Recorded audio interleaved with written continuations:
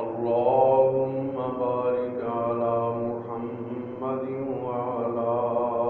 آل محمد كما باركت على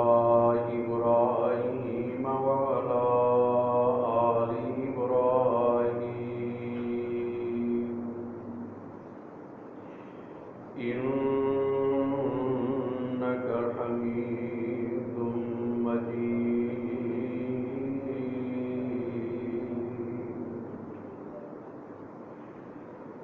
أعوذ بالله السميع العليم من الشيطان الرجيم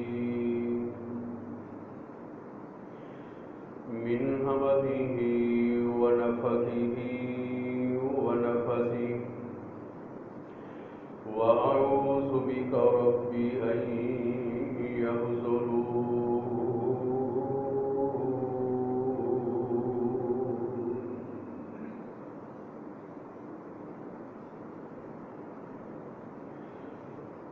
قل إن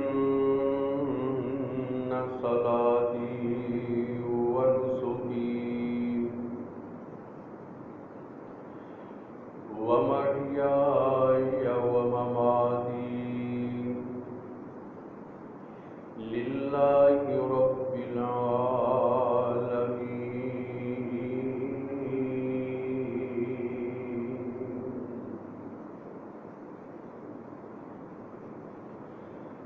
لا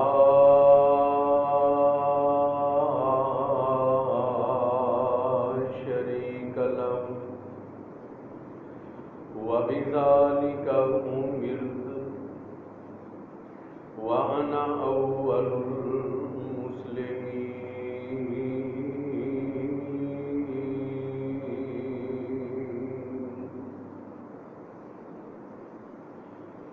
وقال الله في مقام آخر والفجر وليال عشر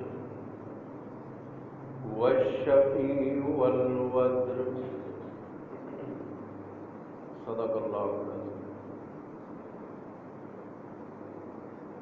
فرما دیجئے اپنی زبان نبوت سے اے پیغمبر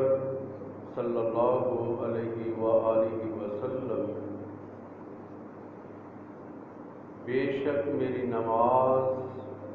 میری قربانی، میری زندگی اور میرا مرنا صرف اور صرف رب العالمین کے لیے، اس رب تعالیٰ کا کوئی شریک نہیں ہے اس کائنات کے اندر، اور مجھے انہی باتوں کا حکم دیا گیا ہے، اور میں سب سے پہلا مسلمان ہوں۔ قسم ہے فجر کے وقت کی، اور قسم ہے 10 راتوں کی، والشفع والوتر، اور قسم ہے جفت اعداد کی اور وتر کی۔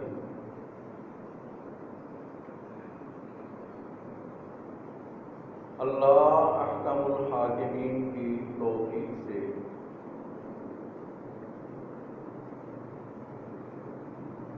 اور اس کی خاص عنایت سے آج کے خطبہ جمعہ میں انشاءاللہ العزیز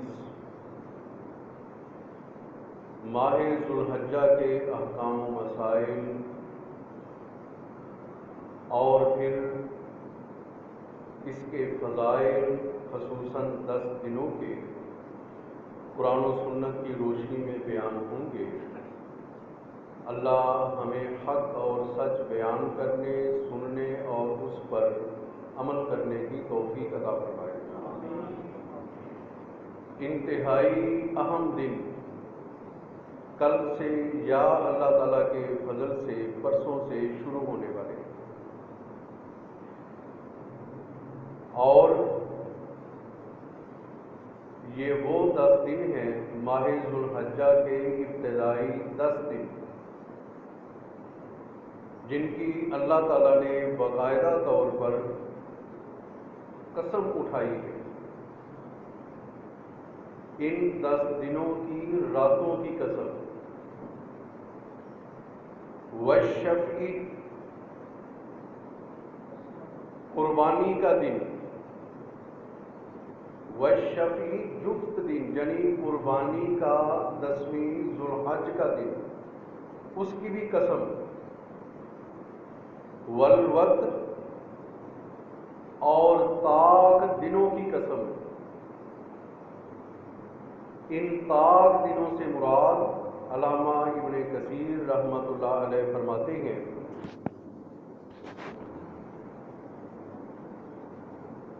کہ ایام تشریق کے دن 12، 13 اور 14 ذوالحج، یعنی 13ویں رات، 14ویں رات اور 15ویں رات ایام تشریق، جن کے بارے میں نبی اکرم صلی اللہ علیہ وسلم نے فرمایا کہ انہا ایام اکل و شرب و بیعال لا تصوموا فیہن، ان ایام تشریق کے اندر تم روزہ مت رکھنا، یہ کھانے پینے اور ازدواجی زندگی کو انجوائے کرنے کے دن ہیں، ان میں روزہ نہیں رکھنا۔ 11واں ذوالحج کا 11واں دن، 12واں دن اور 13ویں دن کی عصر کی نماز تک ان کو ایام تشریق کہا جاتا ہے۔ اور عام دنوں میں ایام 20، 13، 14 اور 15واں ہر مہینے کے یہ دن جو ہیں وہ ایام 20 کہلاتے ہیں۔ تو یہ دن انتہائی اہم دن، امام ابن تیمیہ رحمۃ اللہ علیہ فرماتے ہیں کہ ان دنوں کی امتیازی حیثیت، ان کی شان اور عظمت کی ایک بڑی وجہ اور سبب یہ ہے لمکانی اجتماعی امہاتی عبادہ، کہ ان 10 دنوں کے اندر ہر قسم کی عبادات جمع ہو جاتی ہیں، ہر طرح کی عبادات اور ہر طرح کی بڑی بڑی اور شان اور عظمت والی عبادات ان 10 دنوں کے اندر اللہ تعالیٰ نے جمع فرما دی ہے۔ وہی الصلاۃ، اور وہ نماز کی پابندی، وہ تو ہے ہی اللہ کے فضل سے، لیکن ان ایام کے اندر یاد رکھیے یہ قاعدے اور کلیے کی بات، جس طرح ان ایام کا جوڑ کوئی نہیں، ان کا ثانی کوئی نہیں، شان اور عظمت کے حوالے سے، اور ان ایام کے اندر عبادت کرنا باقی تمام تر سال کی تمام عبادتوں سے زیادہ اہمیت اور فضیلت رکھتی ہے۔ بالکل اسی طرح ان ایام کے اندر اللہ تعالیٰ کی نافرمانی کرنا، گناہ کا ارتکاب کرنا، وہ بھی اللہ تعالیٰ کے ہاں کئی گنا ہمارے لیے وبال جان بن سکتا ہے اور اللہ تعالیٰ کو ناراض کرنے کا سبب بن سکتا ہے، اس کی سزا بھی کئی گنا ہو سکتی ہے، کیونکہ ان ایام کے اندر اپنے دامن کو پوری طرح بچا کر رکھنا ہے اللہ تعالیٰ کی نافرمانی سے، اللہ کے رسول کی نافرمانی سے، اور اپنے آپ کو مصروف رکھنا ہے عبادات کے اندر، نماز کے اندر، روزوں کے اندر، صدقہ خیرات کے اندر، امر بالمعروف اور نہی عن المنکر کے اندر، اور تکبیرات اور تحلیلات اور تحمیدات کے اندر، تسبیحات کے اندر اپنے آپ کو مشغول رکھنا ہے، قرآن کریم کی تلاوت کرنے میں اپنے آپ کو مشغول رکھنا ہے، اور اگر خدا نہ خواستہ ان ایام میں کوئی اللہ کی نافرمانی سرزد ہو گئی تو یاد رکھیے اس کا گناہ بھی کئی گنا اور اس کی سزا بھی کئی گنا ہو سکتی ہے۔ نبی اکرم صلی اللہ علیہ وسلم نے فرمایا ما من ایام اعظم عند اللہ، اللہ تعالیٰ کے ہاں سب سے عظمت والے دن یہ ذوالحجہ کے پہلے 10 دن، ولا احب الی العمل فیہن، اور ان ایام کے اندر اللہ تعالیٰ کے ہاں سب سے پسندیدہ وہ اعمال جو ہم ان ایام کے اندر کرتے ہیں۔ سارا سال بھی ہم نماز پڑھتے ہیں، اور اللہ نے اگر توفیق دی ہو تو سارا سال ہم نفلی روزے بھی رکھتے ہیں،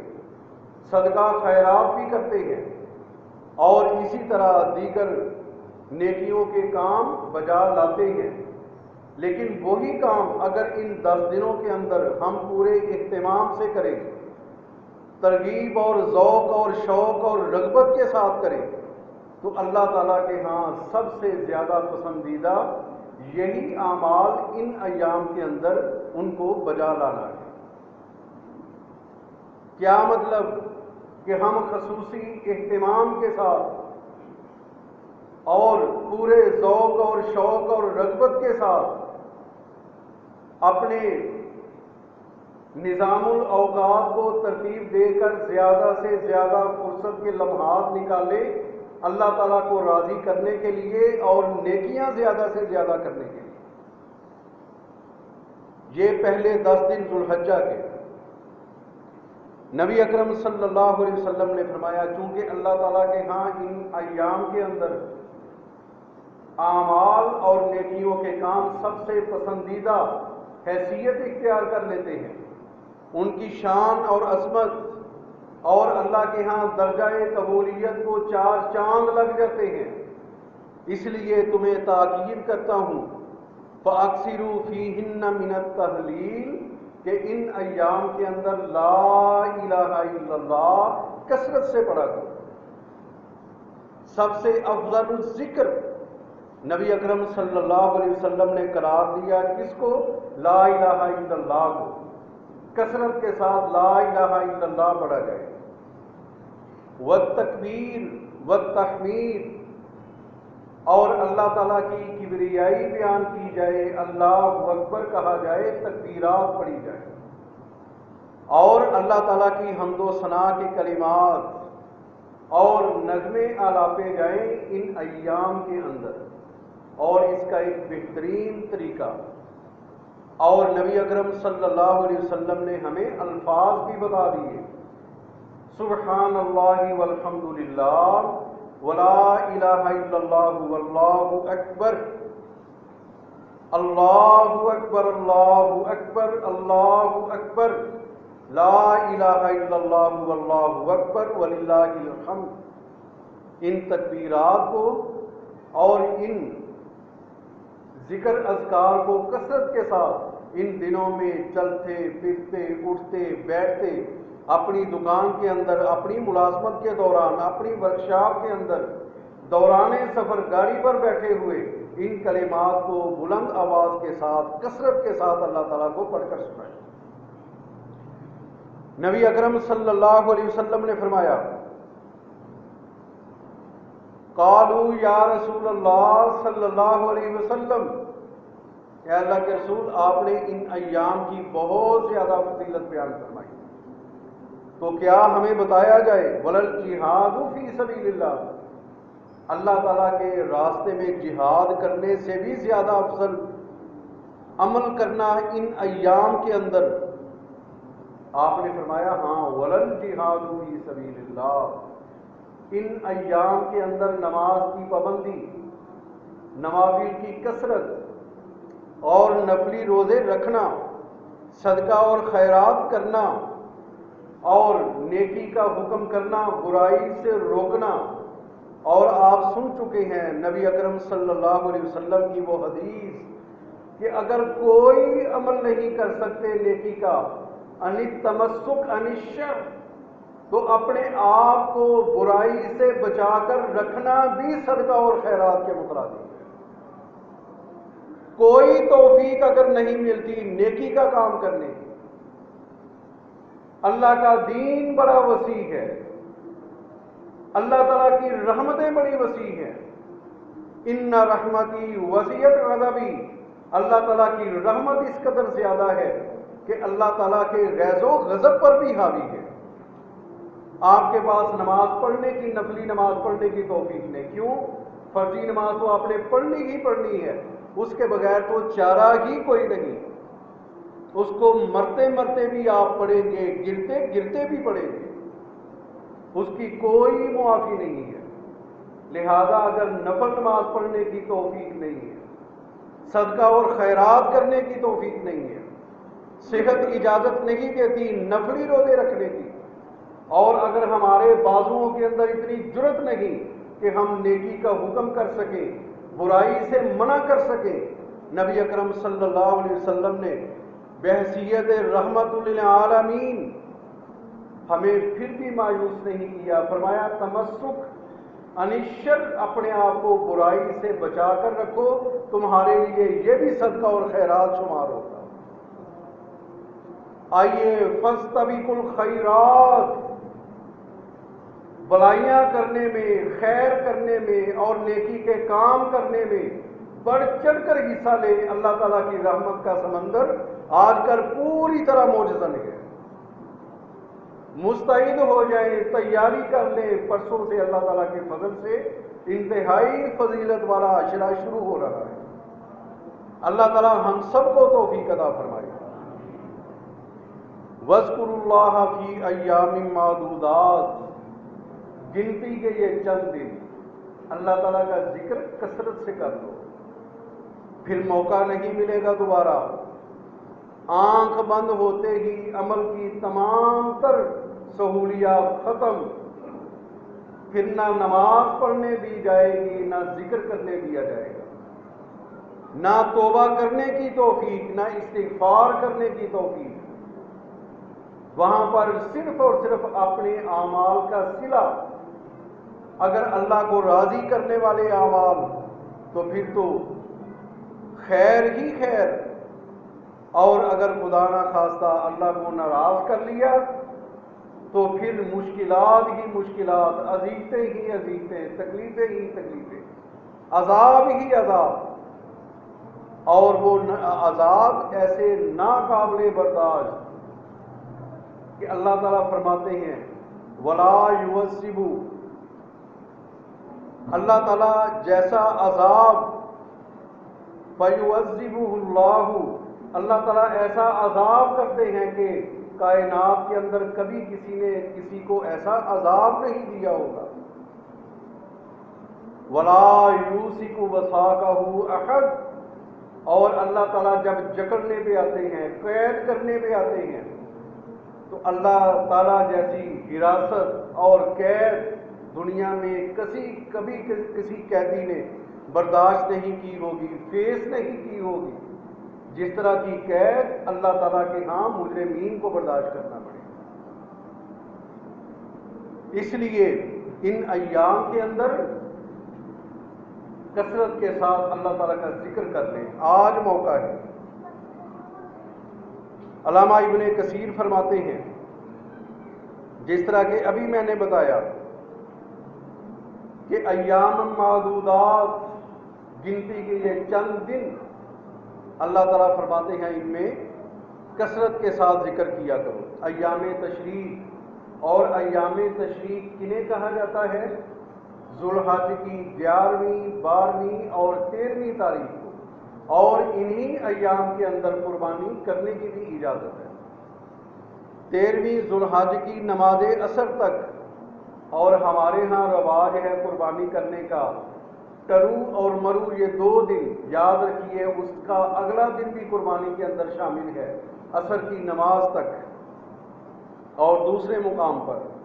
اللہ تعالیٰ نے فرمایا ایام معلومات، یہ معلوم دن جو ہیں ان دنوں کے اندر اللہ تعالیٰ کا ذکر اور خاص کر تکبیرات کثرت کے ساتھ پڑھا کریں. علامہ ابن کثیر فرماتے ہیں ایام معلومات سے مراد ذوالحج کے 10 دن ہیں. لہذا ذوالحج کی پہلی تاریخ سے لے کر 13ویں تاریخ تک اللہ تعالیٰ کا ذکر، اللہ تعالیٰ کی تسبیح، تحمید، تکبیرات، تحلیلات کثرت کے ساتھ پڑھنے کا حکم۔ نبی اکرم صلی اللہ علیہ وسلم انہی ذو الحجہ کے 10 دنوں کے اندر جو اعمال بجا لایا کرتے تھے، ان نیکیوں کے کاموں کے اندر یوم عرفہ کا روزہ انتہائی اہمیت کا حامل۔ سیدنا عبداللہ بن عباس رضی اللہ تعالی عنہما مفسر قرآن، نبی اکرم صلی اللہ علیہ وسلم نے دعا فرمائی تھی عبداللہ بن عباس کے لیے، اللہم فقہہ القرآن، اے اللہ میرے شاگرد رشید عبداللہ بن عباس کو قرآن کریم کا فقیہ بنا دے، اس کو قرآن کریم کا مفسر بنا دے۔ اور اللہ تعالیٰ نے یہ دعا قبول فرما لی۔ قرآن کریم کی تفسیر کثرت کے ساتھ روایات کے اندر سیدنا عبداللہ بن عباس سے منقول ہے۔ فرماتے ہیں، روایت کرتے ہیں، کان رسول اللہ صلی اللہ علیہ وسلم یصوم 9 ذی الحجہ، ذو الحج کی 9ویں تاریخ کا روزہ رکھا کرتے ہیں، ویوم عاشوراء و3 ایام من کل شہر، سنن ابو داود کی صحیح روایت۔ ذو الحج کی 9ویں تاریخ کا روزہ نبی اکرم صلی اللہ علیہ وسلم ہر سال رکھا کرتے تھے، اور اس کے علاوہ نفلی روزوں کے اندر ذو الحج کے بعد مہینہ آئے گا انشاءاللہ العزیز محرم کا مہینہ، اور محرم کی 10ویں تاریخ کا روزہ نبی اکرم صلی اللہ علیہ وسلم رکھا کرتے تھے، و3 ایام فی کل شہر، اور ہر مہینے کے 3 دن نبی اکرم صلی اللہ علیہ وسلم نفلی روزہ رکھا کرتے تھے۔ ہر مہینے یعنی چاند کے مہینے کی 13ویں، 14ویں اور 15ویں، یہ 3 دن کے روزے آپ ہر مہینے رکھا کرتے ہیں۔ اللہ تعالی ہمیں بھی توفیق عطا فرمائے۔ اب اس کی فضیلت کیا ہے؟ یوم عرفہ روزہ رکھنے کی فضیلت کیا ہے؟ نبی اکرم صلی اللہ علیہ وسلم نے فرمایا، صوم یوم عرفہ، یوم عرفہ کا جو روزہ ہے، احتسب علی اللہ، میں اللہ تعالیٰ سے امید رکھتا ہوں، گمان رکھتا ہوں، ان یکفر السنۃ التی قبلہ والتی بعدہ، کہ اس ایک دن روزہ رکھنے کی وجہ سے اللہ تعالیٰ موجودہ سال اور آنے والے سال یعنی 2 سالوں کے تمام گناہوں کو معاف کر دیں گے۔ ایک دن کا روزہ رکھنا، ایک دن کا روزہ رکھنا یوم عرفہ کا 2 سالوں کے گناہوں کی معافی، اللہ تعالیٰ ہم سب کو توفیق عطا فرمائے، آمین ثم آمین۔ اور انہی ایام کے اندر نبی اکرم صلی اللہ علیہ وسلم آپ نے یوم النحر، ذو الحج کی 10ویں تاریخ، اس دن قربانی کرنے کا بھی حکم دیا۔ اللہ تعالیٰ فرماتے ہیں، لِكُلِّ أُمَّةٍ جَعَلْنَا مَنْسَكُمْ هُمْ نَاسِكُوهُ، ہر امت کے لیے ہم نے قربانی کا شعار، بطور شعار ہر امت کے لیے رکھا ہے۔ ہر امت کے لیے، ہر قوم کے اندر قربانی کا عمل موجود رہا ہے، تمام انبیاء کی تمام امتوں کے اندر۔ آپ جانتے ہیں کہ قابیل نے جب قتل کر دیا حابیل کو، اور وجہ کیا بنی؟ اس قربا قربانن، اللہ تعالیٰ نے آدم علیہ السلام کے بیٹے حابیل اور قابیل کی قربانی کا ذکر فرمایا۔ گویا کہ آدم علیہ السلام کی اپنی حیات طیبہ کے اندر اور ان کی اولین اولاد کے اندر بھی قربانی کا تصور اور یہ عمل موجود تھا کہ انہوں نے اپنے آپ کو جانچنے کے لیے اس قربا قربانن، اپنی دونوں بھائیوں نے قربانی پیش کی، فتقبل من احدہما ولم یتقبل من الآخر، اللہ تعالیٰ نے ان دونوں بھائیوں میں سے حابیل جو اللہ سے ڈرنے والا، متقی اور پرہیزگار تھا، اللہ تعالیٰ نے تقوی کی بنیاد پر حابیل کی قربانی کو قبول فرما دیا، ولم یتقبل من الآخر، اور قابیل کی قربانی کو اللہ تعالیٰ نے رد کر دیا کیونکہ اس کا مقصد کوئی اور تھا، اللہ کی رضا مقصد نہیں تھا۔ اور بعض روایات میں آتا ہے کہ اس نے بڑا معمولی سا، کمزور اور لاغر سا، بیمار سا جانور لے کر قربانی کی، اللہ تعالیٰ نے رد کر دی۔ اللہ کو کیا ضرورت ہے ایسے صدقہ اور خیرات کی جو ہم اپنی زائد سے ضروریات سے زائد اور اپنی بچی کھچی چیزیں اللہ تعالیٰ کے راستے میں دے، مسترد شدہ چیزیں جن کو ہم خود اپنے لیے پسند نہیں کرتے، وہ اللہ تعالیٰ کے راستے میں ہم صدقہ اور خیرات کر دیتے۔ یہ کپڑا بوسیدہ ہو چکا ہے، مجھے اب پسند نہیں ہے، پرانا ہو چکا ہے، چلو کسی کو اللہ کے راستے دے دیں۔ فلاں چیز گھر کے اندر پڑی ہوئی بیکار اور پرانی ہو چکی ہے، چلو اس کو اللہ تعالیٰ کے راستے میں دے دیں۔ اور اس طرح کے صدقات اور خیرات اللہ تعالیٰ بالکل بھی پسند نہیں کرتے۔ ان اللہ طیب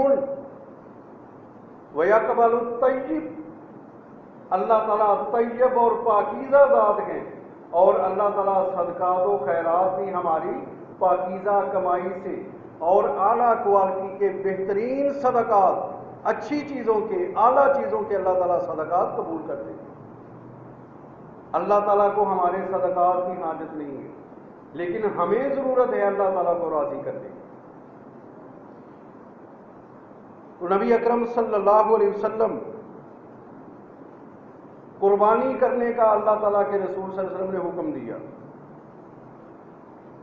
ما من ایامن،